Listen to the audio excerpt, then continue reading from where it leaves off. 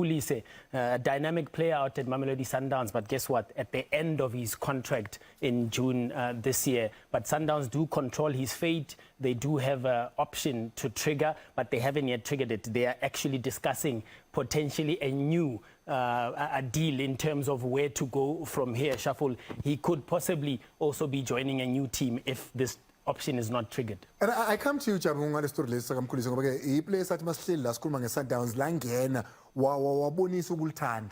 Yeah, no, ngimthanda kakhulu, although noma ngicabanga ukuthi he should have done better. I mean, ufike ku Sundowns ngo 2018-2019 season, he played 103 matches, wakora 6 goals, wa assista 4, and then his best season it was the following season, yaka 2019-20 season, where he played 22 games, wakora 4 goals, wa assista 1. Naku Kef ma udlale 35 games, wakora 4 goals, wa assista 1. So player engicabanga ukuthi since ngo 2018 mawubheka 103 games, I think he should have played more games, but ku Sundowns there's a lot of quality. But for mina ngiyamthanda, mhlawumbe angayonceda ngale naturena ngoba izinto zasinaturena zambi kahle with the experience that he has is a Champions League and also winning the trophies. Okay, Mazar. Well, talking about winning trophies, Coach Manqoba Mngqithi done it at Mamelodi Sundowns, hoping to do it at Golden Arrows. But the reason I'm bringing up his name here is because I spoke to him on the sidelines of our game over the weekend about this Royal AM situation. We know that the Board of Governors, that's all PSL clubs, a big week for Royal AM. They meet on Thursday to decide their fate, whether to boot them out as recommended by the Executive Committee. He's been vocal about how he wanted more KZN teams to give them a chance to win the championship. This is what Coach Manqoba Mngqithi had to say when I spoke to him.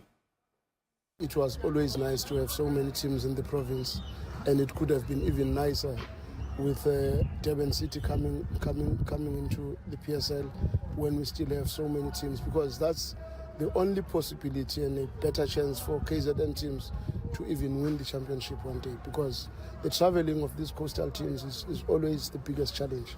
Because if you look at how many teams are based in Gauteng, it always poses a lot of difficulty for these teams, and most of these teams do not even have the same level of sponsorship. So when we've got a lot of games that are played in and around KZN, it gives a little bit of a breather to use the grant and to use whatever little sponsorship you have to be able to sustain yourself.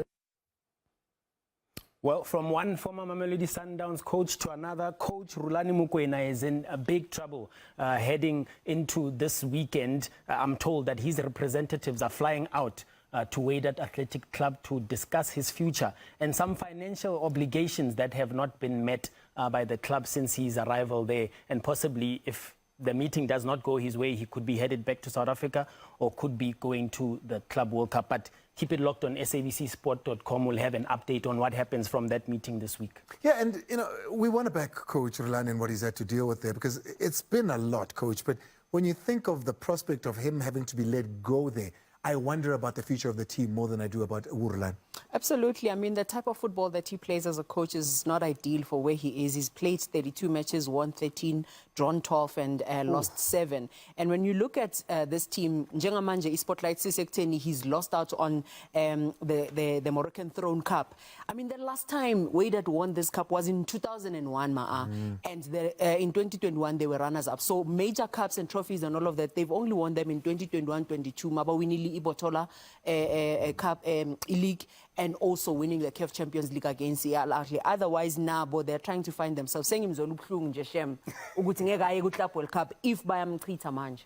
Well, while his future is not guaranteed, I'll tell you what the Minister of Sports says is guaranteed. It's video assistant referee. Sports Minister says he's got the budget. Now he's met with PSL, he's met with SAFA. And if you look around the world, Hawkeye supplies the technology to tennis, to FIFA as well. And now the tender is being prepared for someone who can come in and assist South Africa in terms of that technology. Could it be that next season, the Betway Premiership will have video assistant referee? Yo, Ritlabonati. Thank you so much with the news. Now let's go to another part where we need you to be ungxenye yohlelo lethu. We want to know ukuthi naba abadlali abakhethwe ke ama analyst ethu bathathu, wena khetha omthandayo.